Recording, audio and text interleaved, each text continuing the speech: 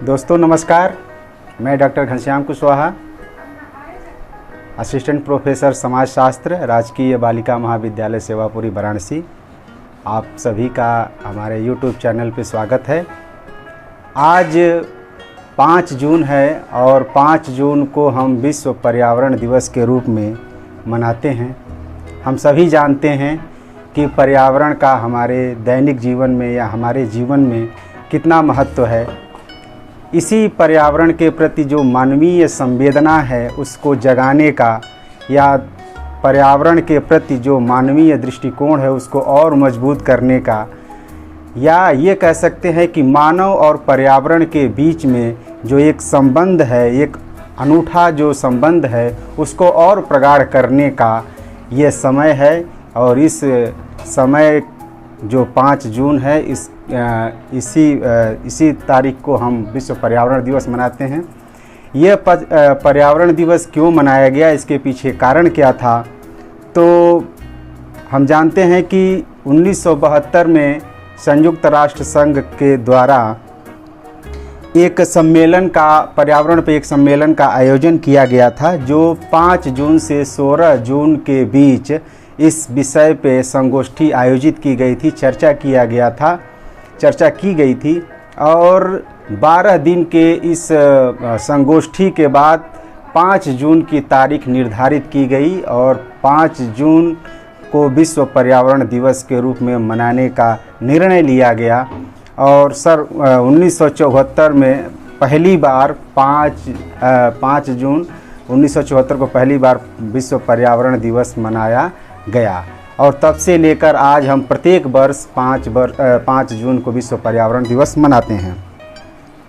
ये विश्व पर्यावरण दिवस का जो हमारा इस वर्ष का थीम है वो है प्लास्टिक प्रदूषण का समाधान, सॉल्यूशन टू प्लास्टिक पोल्यूशन।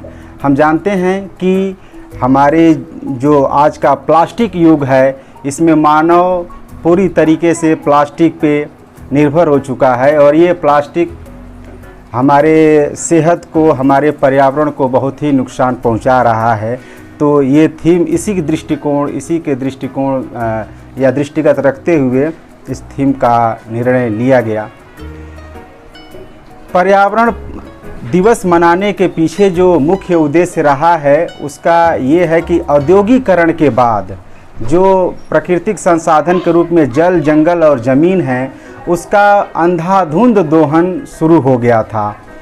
औद्योगिकरण के पश्चात वनों की कटाई, बड़े पैमाने पर वृक्षों की कटाई ने एक वायुमंडल में कार्बन डाइऑक्साइड की मात्रा को बढ़ा दिया था। पेड़ ही हमारे दैनिक जीवन में जो हम कार्बन डाइऑक्साइड उत्सर्जित करते हैं उसको वो सोखते हैं या अवशोषित करते हैं।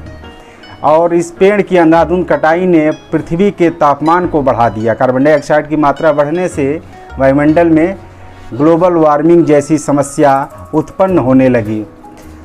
इसको ध्यान में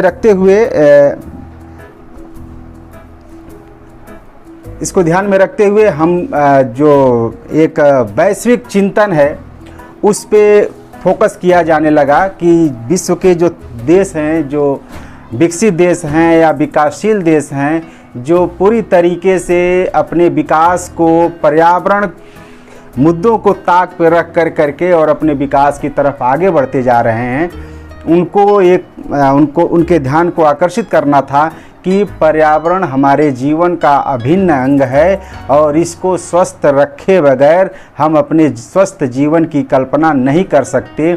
इसलिए पर्यावरण के जो कंपोनेंट हैं, जल, जंगल, ज़मीन और इसके जो गैसेस हैं, जो एटमॉस्फेयर का जो कंपोजिशन बनाती हैं, उसमें कोई अनडिज़ायरेबल चेंज ना हो किसी भी, क्योंकि प्रत्येक गैसों का अपना एक महत्व होता है, एक निश्चित मात्रा या एक निश्चित कंसंट्रेशन उनकी उपलब्धि इस वायुमंडल को स्वस्थ रखने की ज़रूरत होती है। और आज अगर किसी गैस की मात्रा अगर ज़्यादा बढ़ती है, किसी की कम होती है, तो ये निश्चय ही चिंता का विषय है। तो इस चीज़ को ध्यान में रखते हुए ये पर्यावरण चिंतन पे फोकस किया गया। अब तक विश्व पर्यावरण दिवस को 143 देशों को एक साथ एक मंच पे लाने का प्रयास किया गया है, जिसमें मुख्य रूप से जो मुद्दे हैं जिसको वर्ल्ड इन्वायरमेंट डे डील करता है, उसमें प्रमुख रूप से समुद्री प्रदूषण यानी सी पॉल्यूशन, ओवर पॉपुलेशन जो बढ़ती हुई आबादी है, विश्व की बढ़ती हुई आबादी वर्तमान समय में 8 अरब आबादी हो गई है और भारत की आबादी देखा जाए तो चीन को भी हमने पीछे छोड़ दिया है और हमारी आबादी 140 करोड़ से ऊपर हो गई है। ग्लोबल वार्मिंग, जो पृथ्वी का टेम्परेचर बढ़ता जा रहा है कार्बन डाइऑक्साइड की मात्रा वायुमंडल में बढ़ने के साथ, तो उस पे भी ध्यान देने के लिए इस विश्व पर्यावरण दिवस मनाया जाता है। जो सस्टेनेबल कंजम्पशन है, जो उपभोक्तावादी प्रवृत्ति हमारे अंदर जो विद्यमान हो चुकी है, आधुनिकता के दौर में हमें ख्याल नहीं रह रहा है कि हमें किस मात्रा में या किस हद तक अपनी संसाधनों का इस्तेमाल करना चाहिए। तो उस चीज़ को ध्यान में या उसके प्रति मानव के जागरूकता को बढ़ाने के लिए या और संवेदनशील बनाने के लिए इस चीज़ पर्यावरण दिवस मनाया जाता है। इसके लिए सस्टेनेबल कंजम्पशन की बात की गई है। और वर्ल्ड लाइफ क्राइम, जो हमारे वन्य जीव हैं, चूँकि जंगल तभी बचेंगे जब उसके अंदर रहने वाले जीव बचेंगे। तो जो उनके अगेंस्ट जो क्राइम होता है या जंगली जानवरों को जो शिकार कर लिया जाता है इलीगल तरीके से, अनैतिक तरीके से, उनके प्रति जो अपराध है, जिससे जंगली जानवरों की संख्या कम होती जा रही है और जंगल ख़त्म होते जा रहे हैं, तो हमारे मानवीय जीवन के अस्तित्व पर संकट मंडराने लगा है। हमने कुछ वर्ष पहले ही देखा था कि मालदीव समुद्री देश है, एक आइलैंड है समुद्र में बसा हुआ, वो समुद्र के नीचे, पानी के नीचे, अंडर वाटर उसने एक कॉन्फ्रेंस आयोजित किया था और उसके माध्यम से पूरे विश्व को ये संदेश दिया था कि हमारे ऊपर खतरा मंडराने लगा है। जो पर्यावरण प्रदूषण के चलते सी लेवल, जो समुद्र का जल स्तर है, वो ऊपर बढ़ रहा है और ऊपर बढ़ने के कारण आसपास के जो आइलैंड हैं, जो छोटे छोटे देश हैं, उनके देशों में पानी घुस जाने से या चले जाने से वो डीप जलमग्न हो जाएंगे, डूब जाएंगे। तो उस पे ध्यान दिलाने के लिए उसने एक अंडर वाटर कॉन्फ्रेंस या सम्मेलन, तो जो विश्व पर्यावरण दिवस में एक जो मानव की एक अतृप्त जो इच्छा होती है विकास करना और धन अर्जित करना, ये सारा विकास उसके आर्थिक विकास से ही जुड़ी होती है। वो धन कमाने की इच्छा उसके अंदर इतनी ज़्यादा रहती है कि वो जो हमारे मूल्य हैं, चाहे वो सामाजिक मूल्य हों या पर्यावरणीय मूल्य हों, उसका ध्यान ही नहीं रहता कि हमें किस हद तक या किस लेवल तक हमें अपने संसाधनों का इस्तेमाल करना चाहिए। इसके लिए ही एक सतत विकास या सस्टेनेबल डेवलपमेंट का कॉन्सेप्ट आया था कि हम अपने पर्यावरण का या अपने प्राकृतिक संसाधनों का इस तरीके से इस्तेमाल करेंगे कि उसकी जो संसाधन है उसकी गुणवत्ता भविष्य में भी अक्षुण्ण बने रहे या उसकी गुणवत्ता बनी रहे, ताकि आने वाली जो पीढ़ी है वो भी उन संसाधनों का इस्तेमाल कर सकती हैं।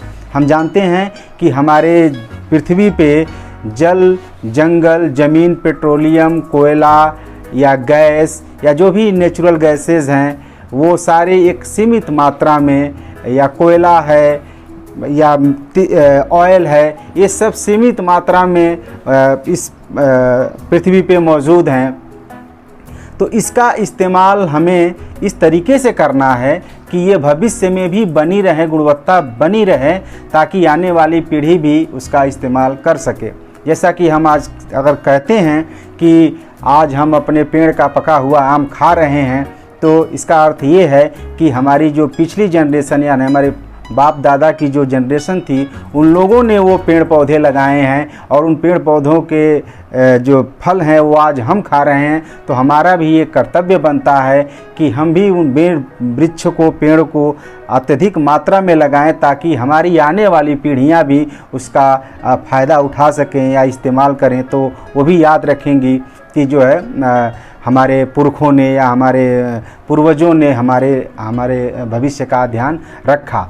तो ये प्रत्येक संसाधन में इस चीज़ का ध्यान रखा जाता है, चाहे वो मिट्टी हो, मिट्टी की उर्वरकता बनी रहने की बात हो, या शुद्ध पीने का पानी की बात की जाए, या जो पर्यावरण प्रदूषण है, जल प्रदूषण, वायु प्रदूषण, मृदा प्रदूषण, रेडियो एक्टिव प्रदूषण, नॉइज पोल्यूशन, ये सारी चीज़ों का हम लोगों को विशेष रूप से ध्यान देना होता है। तो पृथ्वी के बढ़ते तापमान जो उसके जिसके भयावह रूप हमको आज देखने को मिलते हैं, जिसमें ओजोन परतों का ह्रास होना और धरती के ताप में जो बढ़ोतरी हो रही है, मौसमी परिवर्तन, आए दिन बेमौसम बरसात या आंधी तूफान, जो लैंडस्लाइड और भूस्खलन जैसी समस्याएं आए दिन देखने को मिलती हैं, ये सब पर्यावरण प्रदूषण और जो हमारे जो एक असंतुलन मानव और पर्यावरण के बीच जो एक असंतुलन पैदा हुआ है, उसको देखने को इस रूप में हम इसको देख सकते हैं। तो देखा जाए तो जो पर्यावरण को बचाने के लिए ये प्रत्येक समाज चिंतित रहा है, समय समय पे आंदोलन होते रहे हैं। अगर देखा जाए तो जो भारत में पर्यावरणीय आंदोलन की जो बात की जाती है, उसमें माधव गाडगिल और रामचंद्र गुहा ने इसको 3 वैचारिकी में विभाजित किया है। पहला है गांधीवादी वैचारिकी, दूसरा मार्क्सवादी वैचारिकी और तीसरा है उपयुक्त तकनीकी दृष्टिकोण। तो जो गांधीवादी विचारकी है, उसमें गांधीवादी विचार को लिया गया, जिसमें ये कहा जाता है कि जो मानवीय मूल्य हैं वो पर्यावरण के प्रति मानव का बना रहना चाहिए। मानव को अपने पर्यावरण के प्रति सचेत रहना चाहिए, जागरूक रहना चाहिए, संवेदनशील होना चाहिए, अपने प्रकृति की अच्छी तरीके से देखभाल करनी चाहिए। हम प्रकृति की देखभाल करेंगे तभी प्रकृति हमारी अच्छे से ध्यान रखेगी। और जो मार्क्सवादी दृष्टिकोण है वो ये कहता है कि पूंजीवाद का विकास जो हुआ है वो मुख्य रूप से इन पर्यावरणीय या जो प्राकृतिक जो संसाधन है उसका अंधाधुंध इस्तेमाल हुआ है, जिसका अरे यार तुम यहाँ खड़ा रहो ना, तो यार पर्यावरण और मानव के बीच जो संबंध है उस पर जो मार्क्सवाद का जो विचार था वो इस सिद्धांत पे आधारित था कि आर्थिक समानता ही एक अनिवार्य शर्त है जो पर्यावरणीय सौहार्द को प्राप्त करने का जो हमारा उद्देश्य था वो आर्थिक समानता पे ही आधारित है। ऐसा कार्ल मार्क्स का मानना था। उनका मानना था कि पूंजीपति और मजदूर वर्ग या अमीर और गरीब वर्ग के बीच में जो आर्थिक संसाधनों का बंटवारा हुआ है वो असमानता पर आधारित है, जिसके कारण पूंजीवादी या पूंजीपति लोग प्राकृतिक संसाधनों का अत्यधिक दोहन करते हैं, अमानवीय दोहन करते हैं और इसके कारण पर्यावरणीय संकट और ज़्यादा गहराता जा रहा है।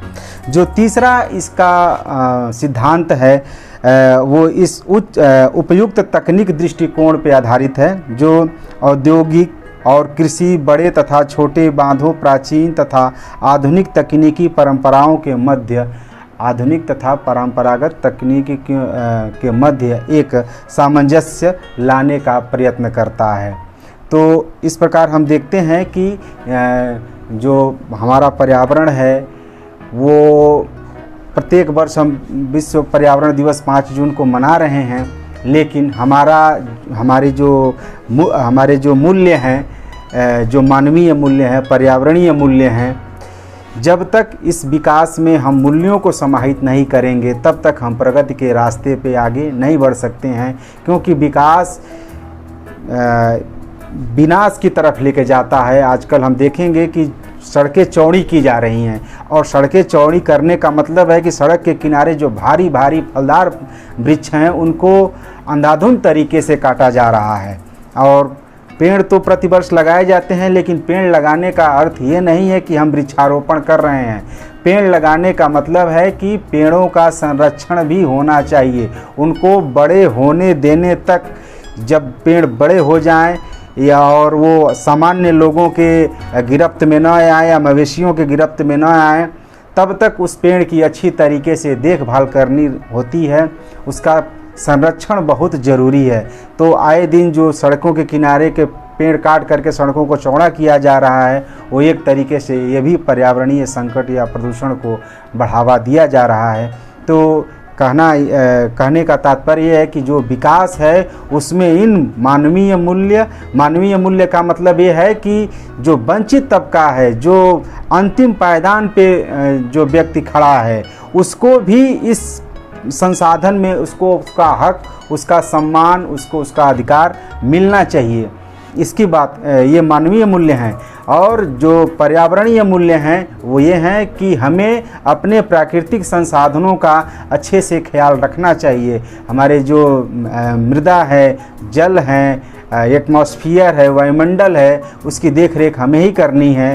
तो ताकि जो है हम स्वस्थ साफ़ सुथरे वातावरण में रह सकें, हमारा सेहत अच्छा हो, हमारे समाज, हमारे देश का। तो ये मूल्य जब विकास में जब ये मूल्य जुड़ेंगे तभी जा कर के हम प्रगति के रास्ते में या अग्रसर हो सकेंगे। तो इसके लिए जो सतत विकास का कॉन्सेप्ट जो दिया गया एजेंडा 21 के तहत, जो रियो डी जेनेरियो 1992 में संयुक्त राष्ट्र संघ के द्वारा वो किया गया था, सम्मेलन किया गया था, उसमें एजेंडा 21 के तहत सतत विकास का कॉन्सेप्ट दिया गया। तो आज प्रत्येक क्षेत्र में, प्रत्येक एरिया में हम सतत विकास की बात कर रहे हैं, सस्टेनेबल डेवलपमेंट की बात कर रहे हैं। तो हमारे पर्यावरण के प्रति भी पेड़ पौधे खूब लगाएं। मेरा तो ये मानना है कि जब भी आपका जन्मदिन आए या किसी भी अक्सर देखा जाता है कि शादी या किसी विशेष त्यौहार पे, किसी सांस्कृतिक कार्यक्रम में पेड़ पौधे लगाए जाते हैं, तो वो ये कार्यक्रम होते रहने चाहिए, पेड़ पौधे लगते रहने चाहिए। पेड़ का श्रृंगार, धरती का श्रृंगार यही पेड़ पौधे करते हैं और इसको बनाए रखना है। तो आज के कार्यक्रम में बस इतना ही। आप सभी का बहुत बहुत धन्यवाद।